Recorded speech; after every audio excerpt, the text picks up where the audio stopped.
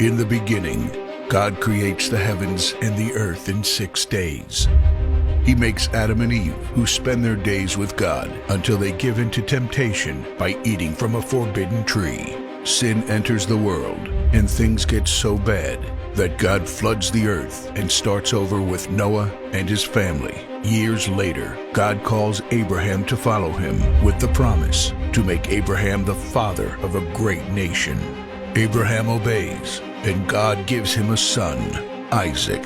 Isaac's son Jacob has 12 sons. Joseph, Jacob's favorite, becomes second in command of Egypt. God uses him to save his entire family and Egypt from starvation. Hundreds of years later, the Israelites are slaves in Egypt. Moses is called to lead the Israelites out of slavery. Joshua takes over after Moses and leads the people into the promised land. After Joshua, God raises up judges, temporary military leaders like Deborah, Gideon, and Samson, who protect and fight for God's people. The people tire of this leadership, and they call for a king. God gives Israel King Saul, King David, and then King Solomon. But it's all downhill from here. The people rebel.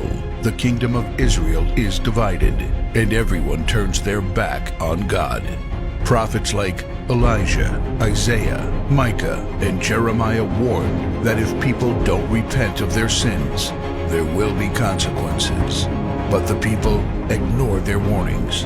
The divided kingdoms are conquered, and God's people face captivity in foreign lands. People like Daniel show great courage and stand up for God when no one else does. Some of the exiled people return to the promised land, but for 400 years, God is silent. No prophets, no miracles, and no angel visitations. But then, the silence is broken when Jesus is born. He lives a perfect life, teaches truth, and performs miracles, proving He is God. He shows us the full extent of God's love by taking our place and dying on the cross for our sin. He is placed in a grave, but 3 days later, Jesus rises again, conquering sin and death. His followers travel the world, sharing the good news of His love and starting churches. We now are part of this story, and we have the chance to change the world and share His love, because one day He will crack open the sky and He will return.